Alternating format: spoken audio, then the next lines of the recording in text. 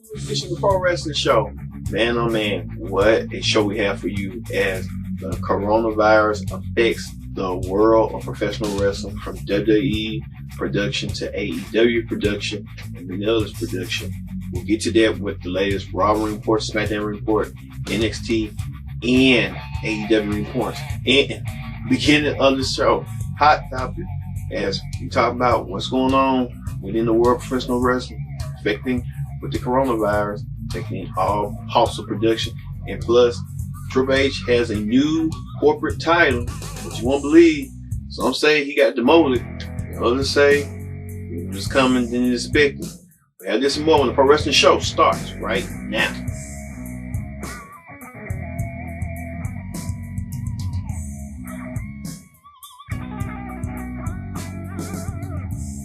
Welcome to the Pro Wrestling Show. I'm your host as always, Kid Dix here. Glad you can join us this weekend here on Connect. Don't forget to join in the conversation using the hashtag the Pro Wrestling here on Connect. Here, join in that conversation. Use the hashtag Pro Wrestling here on Connect. And don't forget to subscribe. Subscribe is caring. We get the Pro Wrestling Show, make content for you, the wrestling audience, because we care for you and we want to make what everything is. Wrestling matters. Alright. Side to, we normally start with the Raw report, the Smackdown report, and NXT, AEW. I'm going to change it up this week as we're going to do hot topics. Alright, on hot topics this week, man, a whole litany of stuff to attend to take care of business. Man, the coronavirus, many of you may be aware of what's going on with the coronavirus. The virus is spreading around globally as a global pandemic, has affected the world of professional wrestling, and could say that WrestleMania could be on the brink of being postponed until whenever the coronavirus, however it goes away or floats, or it could be postponed to the summer. Well, the city of Tampa officials had a meeting this past week discussing the possibility of WrestleMania being canceled. Well, they didn't cancel WrestleMania, but they were sorting many Florida theme parks that were canceled, notable Florida theme parks like Walt Disney World, Orlando, Universal Studios, because due to coronavirus, people not taking care of themselves and watching their hygiene and stuff. But WWE took matters first with their precautions and suspended that Smackdown would not be filmed with a live audience. They were supposed to be in Detroit, but they decided to relocate and move to the Performance Center. That's so also with Monday Night Raw. So I guess going forward, all the WWE shows, the 3 brand shows, Raw, SmackDown, and NXT, will all emanate from the Performance Center until we figure out the day-by-day operations of the coronavirus and how it's affecting the world and affecting global pandemic. They didn't rule out that the public about WrestleMania. WrestleMania coming in April, early April, and you never know. They want to say by the end of March, and they don't want to say that WrestleMania has been canceled or nothing. They want to go play it by ear.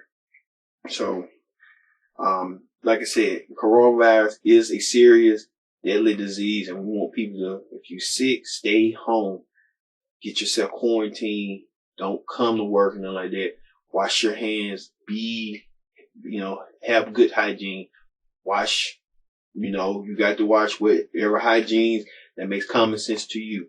So we tell you that all the time. That's common sense. Wash your hands and stuff like that. But WWE did the right thing, the safety thing.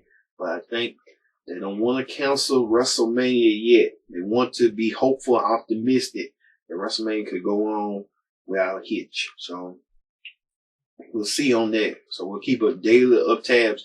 And you can also keep daily up tabs on the Connect TV, especially with Viral. Viral comes your way with the coronavirus. Highlights, updates of what's going on. So keep in mind of Viral, the show, which, we keep updating on that on Viral. So, stuff like that. Alright. Also moving forward from that is that Triple H, the who once was WWE Executive Vice President of Live Events, Talent, and Creative. Now Triple H has quietly had a quiet demotion. Now this coming out the following from WWE firing its former co-presidents, George Barrios and Michelle Wilson. Now they're saying reports through the WWE SEC with filings that Triple H is now the new head of global talent strategy and development. So Triple H will only oversee NXT, ending with NXT, dealing with NXT's TV rights and recruitment process. Triple H's old role from being head of talent to head talent relations has been given to Mr. McMahon's chief of staff, Brad Broom. So Brad Broom will take those advances and be head of talent relations, operations, those live events creatives and stuff like that. So Triple H quietly got a demotion and many people didn't know about it. We'll talk about it later on when Triple H made an eventful impact on Smackdown this week. So Triple H, no longer the Executive Vice President of Talent, Creative, and Live Events. Alright, speaking of that, Triple H's former rivals and his former WrestleMania opponents, Batista and Chris Jericho, shared a plane together, you can see right here, from the same airport going to Atlanta. So I guess they're not affected. They just did a impromptu picture. Now remember, Batista and Chris Jericho were rivals. Now they're kind of like, they ran into each other. So you know how that go. You know, you can flag up. So all right. Speaking of Batista sat down with Kelly Clarkson and the Kelly Clarkson show to discuss his new movie, Spy Games. Watch this. You're being inducted into the WWE, right? The Hall of Yeah, Fame? Hall of Fame, yeah. That's amazing. Congratulations. Yeah, thank you. I appreciate it. Yeah. I gotta be real with you. If I'm in any space where you're about to fight me, I'm just running away. No, I'm the nicest person in this room. I'm just saying, yeah, but you're also the most terrifying looking if you're gonna get a fight with you.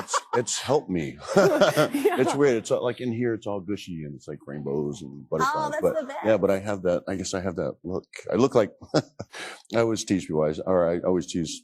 I'll say this about myself: is I look like I just broke out of prison. Like I have that. The animal Batista, as Kelly Clarkson asked him that he's going to be inducted to the WWE Hall of Fame in a couple of weeks. If everything goes accordingly, we don't know for sure due to this virus. We just hope everything goes without a hitch. But Batista is slated to be into the Hall of Fame soon, and we'll see. Speaking of somebody being into the Hall of Fame this past week, it was announced on Corey Graves after the bell that the British Bulldog will be inducted into the WWE Hall of Fame. And the British Bulldog will be inducted by his son, Harry Smith, from MLW Wrestling, and probably Bret the Hitman Hart, Natalya, and Tyson Kidd. They all, Kidd, Natalya, and Smith Bulldog Jr. appeared on Corey Graves' podcast to share the good news that the Bulldog will go in time into the Hall of Fame and share personal memories of the Bulldog and important matches. So Bulldog leaving his indelible mark into the WWE Hall of Fame. So speaking of that, Cedric Alexander and Ricochet are defrustrated within WWE. You can tell they've been placed on the WWE show main event, but because both of them were Paul Heyman's pet projects, and now they're just being used as talent to get themselves over, get talent to get other talents over. So you know how they go, stuff like that. And speaking of that, WWE institutes a no touching rule due to the coronavirus. So when I guess they don't want their superstars get sick due to what's going on with the coronavirus and stuff. All right, that is Hot Topics. Let's move over to the Raw Ring Report. On the Raw Ring Report this week, Raw was into a bigger building before, all this had happened and stuff like that. So Raw kicked off with the man Becky Lynch, the Raw Women's Champion Becky Lynch, coming out and acknowledging that she will meet Shayna Baszler at WrestleMania. So she's ready for Shayna Baszler and she's going to defeat her one-on-one. So this is the match that we all knew was going to happen. I don't know why they even bothered doing the Elimination Chamber in that type of match, but hey, they had to do something to make it seem like Shayna had an open chant, but we'll see. And then there's been also backstage reports about Shayna Baszler and Miss McMahon. Miss McMahon doesn't feel Shayna Baszler is a typical prototype of a women's champion. God. Speaking of that, legendary luchador Rey Mysterio was in action this week against Angel Garza. And he beat Angel Garza 1, 2, 3. So Rey Mysterio looking for that U.S. title chase. It's like Andrade, Rey, Garza, and Berto Carrillo all chasing for that U.S. title. So we'll see. Speaking of that, after the video package by Rhea Ripley, Charlotte Flair came and cut a promo on her. Rhea came out and eventually knocked Flair down with a punch. She gave her a receipt and left it out like what it was. We'll tell you later on the NXT report where Charlotte did something to, get back at Rhea and stuff. Also, Bobby Lashley went one-on-one against Zack Ryder in a quick squash match. No Lana was in sight. Lana's out filming a movie with Bruce Willis. So, Bobby Lashley, I think he's getting frustrated too. You can tell and stuff. Also, Drew McIntyre went against Aaron Rowan. And he smashed his cage with the steel steps and then beat him pinfall. They gave him Drew the momentum that Drew wants to be looked upon as the next guy. And they did this awesome promo where Paul Heyman was highlighting Brock Lesnar's career during his 18 years in WWE. Drew McIntyre said he was the man that eliminated Brock Lesnar in the Royal Rumble to move a statement. He's going to do so at WrestleMania. So we'll see. Because Drew McIntyre defeat Brock Lesnar and become WWE champion. Also, the Kabuki Warriors went against Natalya and Liv Morgan by pinfall. Morgan was distracted by the match by brawling with Ruby Riott and Sarah Logan at ringside. And it's sort of like, is the Riot Squad getting back together or is the Riot Squad dismantling? We don't know. What this all going to end up being? So, it just makes everything so untypical all the time with the women's tag division. Also, The Undertaker didn't look forward to what was going to happen when AJ Styles was convincing that Michelle McCool was the reason that Undertaker keeps popping up and popping back. And the reason Undertaker keeps wrestling, even though he'll get hurt. And he's going to put the final nail in Undertaker's coffin at WrestleMania. So it's official. AJ Styles challenged the Undertaker to a match at WrestleMania. So next week, AJ will ask the Undertaker for the contract signed between the two at WrestleMania. So these two will have a contract signing, and let's see how this go. It's like next week's going to be 2 contract signings one for Raw coming up, and it will tell you later on Smackdown and what's going on with that. You know how that can be. Also, 24/7 champion Red Moss retained his title over Cedric Alexander by pinfall. That was just a big squash match. Cedric kind of looking like, you can't get me over, and then it's sort of like the 24/7 championship is not being like it's been defended, like everybody chasing after it. It's just being defended like a singles championship now. There you go.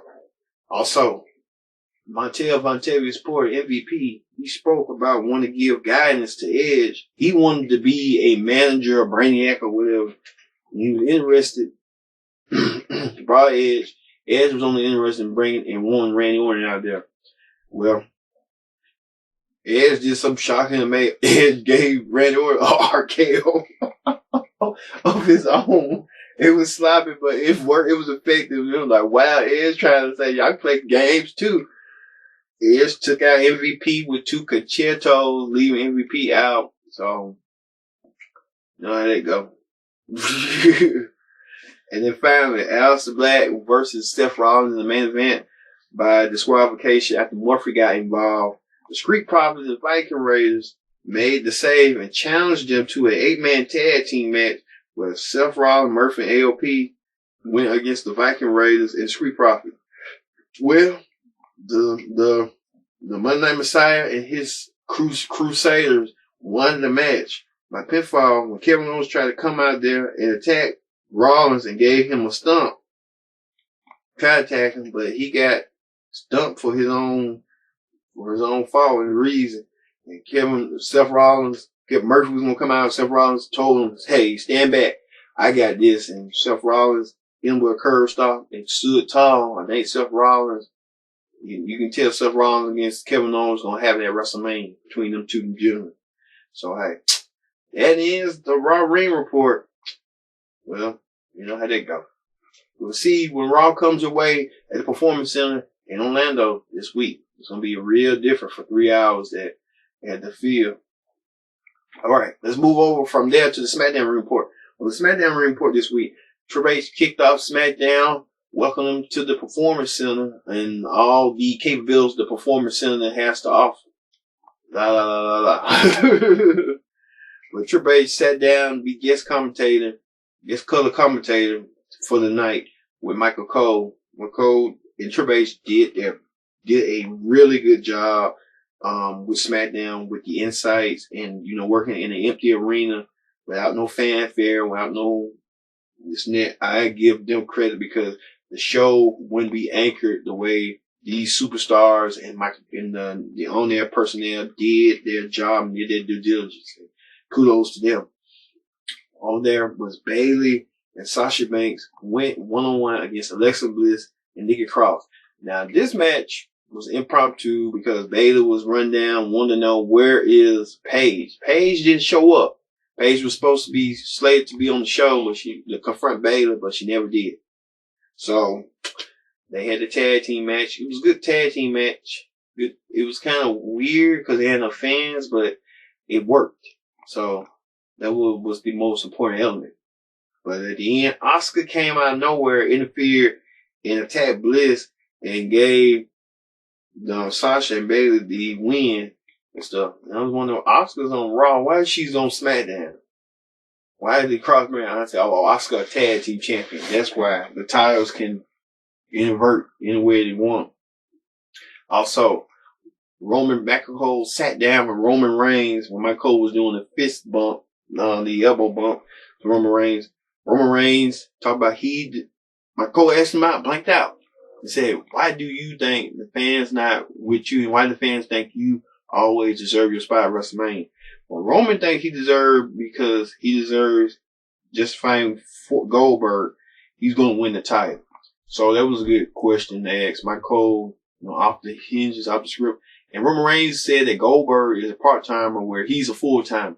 That kind of relates because Goldberg is just there just to be a transitional champion for Roman Reigns to win the belt.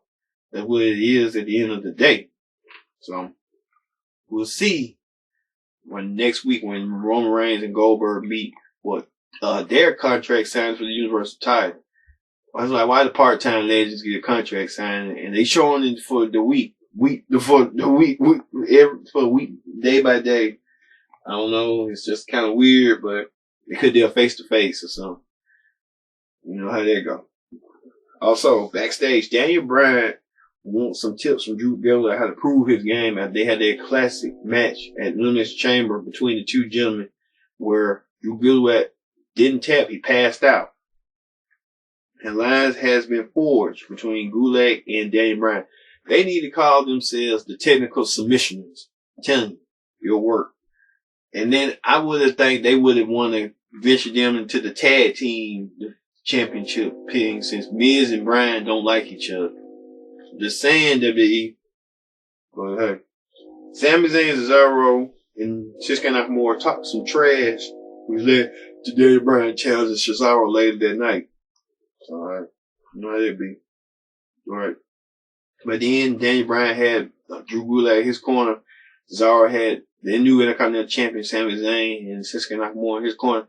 I think Sami Zayn is just there just to be antagonizer, and somehow I think Daniel Bryan might win the Intercontinental belt from Sami Zayn. So it kind of works out.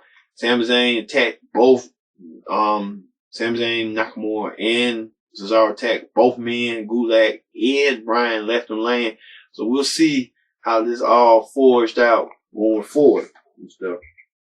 Also, WWE did a rerun of the Elimination Chamber match featuring the Smackdown Tag Team Championship match where The Miz and John Morrison defended the titles against the Usos Lucha House Party, Rude and Ziggler, Heavy Machinery, and the New Day. It was, they showed that whole entire match during this full length entirety. We know that Miz and Morrison won the match, but at the end, when the match was over with, Miz and Morrison cut a promo and said, if anyone's in attendance, they're not the best. They should speak up. It just left it like that. I think that's what the bitch should have been the call for, to me, Brian and Gulak, because they're a new team. But hey, we'll see how this going. It looks likely it's going to go with the Usos since they got unfinished business with Miz and Morrison to chase them for the championships and stuff. But let's see. Also, Jeff Hardy returned to SmackDown, went against King Corbin in his match. He defeated King Corbin with a swanton bomb. He got the 1, 2, 3. Then King Corbin made mention of Jeff's recent DUI problems and stuff. Oh God, why? And then Triple H, he was kind of coming in and out. Triple H did a good, fantastic job. He even mentioned something about his recent demotion on SmackDown. They talking about what a maneuver. He was referencing Vince, something like that. But wow. Speaking of that, and finally, the promo of the night was John Cena. Came back and returned to SmackDown. He talked to Mike Cole. Mike Cole, asked John Cena, what's going on? John Cena is using people to blame for their failures. Bray Wyatt interrupted him and talked about how he thought his loss to John Cena a couple years ago at WrestleMania was so much that he couldn't silence the voices in his head, and WrestleMania was going to be a slaughter. So we'll see how this all plays out, because I think Bray Wyatt and The Fiend has some unfinished business, and they're going to see the last flag belt WWE get where he going to get. But you know how they go. Alright. That is the SmackDown report. When we return, we're going to have the NXT report and the AEW report with all this news going on. This is a Pro Wrestling Show. So you stay tuned. Right now, we'll be right back.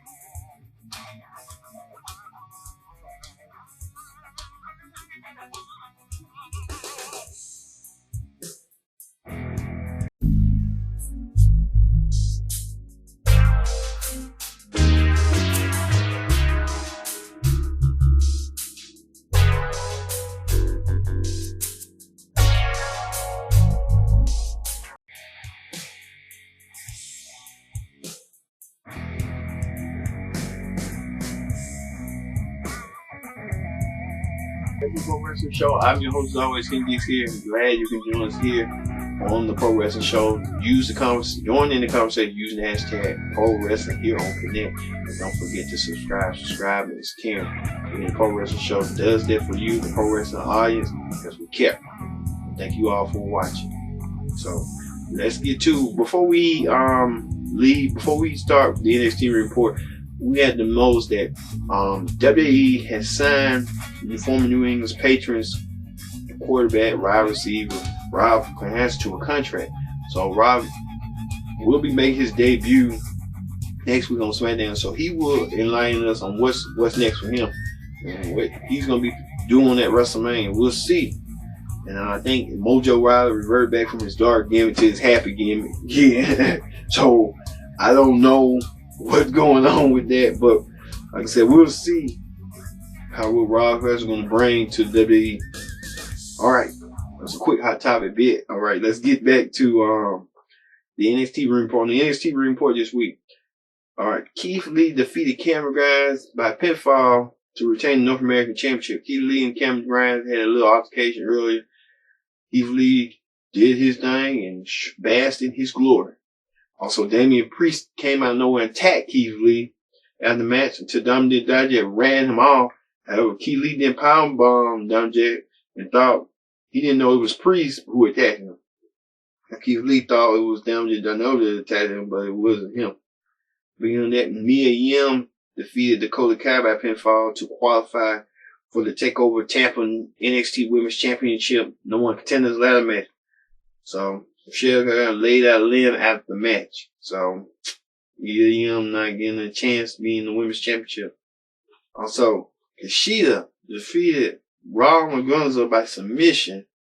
She being Ramagosa. Ramagosa was sent to the two-masked man came out of SUV backstage and grabbed Mendoza and put him to a car and sent him off. So we don't know what's going on with that. But we have to keep that in mind. Also, Austin Theory interrupted an interview with Tyler Breeze to point out that Breeze has become a big star and some others who came through the performance center.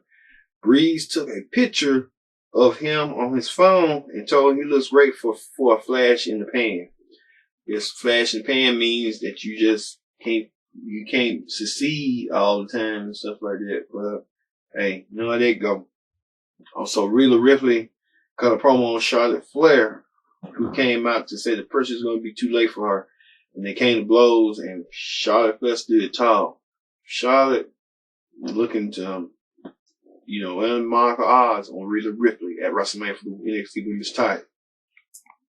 Also, Tegan Knox went against Deonna Purrazzo by pinfall to qualify for the NXT Women's ladder match. So, Tegan Knox get her shot. She could probably meet Dakota Kai one more time in a ladder match. You know that's gonna happen. They're gonna do something crazy. Also, Velveteen Dream said it was now about Adam Cole. It was always about Adam Cole, not Roger Strong, who doesn't care about. Next week, Cole will be celebrating the longest reigning NXT championship in history. Adam Cole looking to celebrate, but he has to be lurking around that Velveteen Dream is coming for his NXT title. I think they need to take over Tampa as well. The Broserweights, Matt Riddle and Pete Dunne defended their World Tag Team NXT titles against the Undisputed Era former champions Kyle O'Reilly and Bobby Fish, and they retained their championships by pinfall. Also, what was the super ending to that was Tommaso Ciampa came out to the ring and said it was time for Johnny Gargano to explain himself. Gargano mentioned how he didn't apologize and that he's the worst person in NXT. They brawled through the performance center, and we saw the shot where Ciampa took dumbbell and hit the glass, and it was just crazy. And then Ciampa took Guerrero and leaped him over the announce table. I was like, wow, this is personal. Wow. But that is that. That is the NXT report. All right, let's move over to the AEW report. AEW kicked off with a match that we never imagined. Cody went one-on-one against, who did Cody go one-on-one against? Oh, Santana. Not Santana, but Ortiz. Cody went one-on-one against Ortiz of the full inner circle. Cody did the match. He won the match. But interesting was Jake the Snake Roberts with his new client, Lance Archer, came out there, sat down to observe Cody. I think Cody's next feud is going to be with Lance Archer, with Jake the Snake Roberts corner and Arn Anderson cornering Cody. So, interesting though, and a lot of fans show a lot of hype and stuff like that.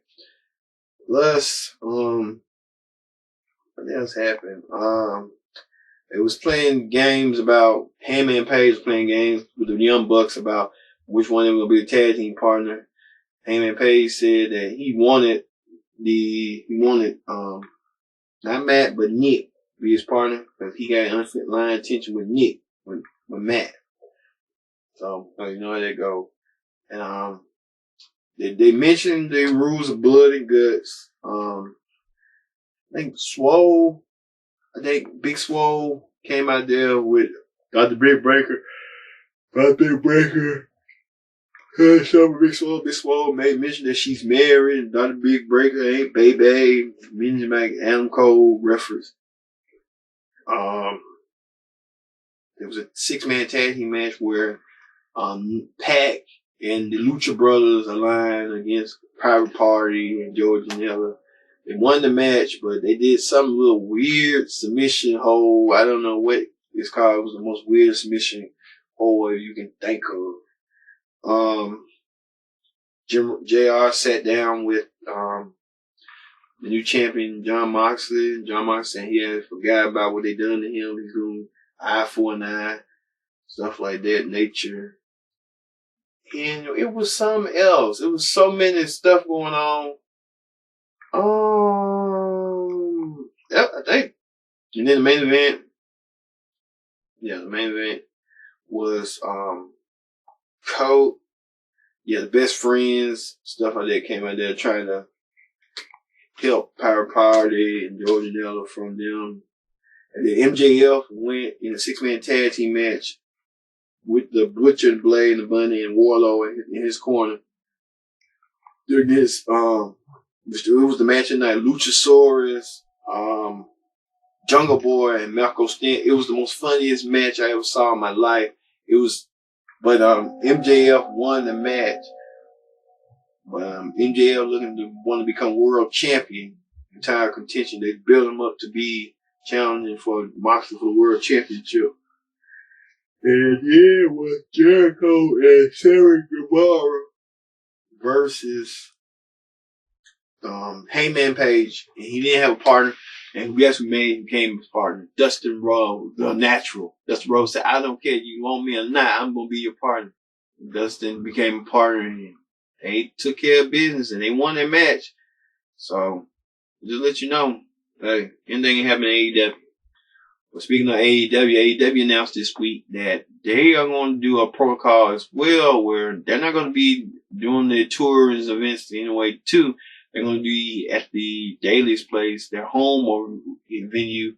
So, it's going to be a Daily's place doing AEW Dynamite.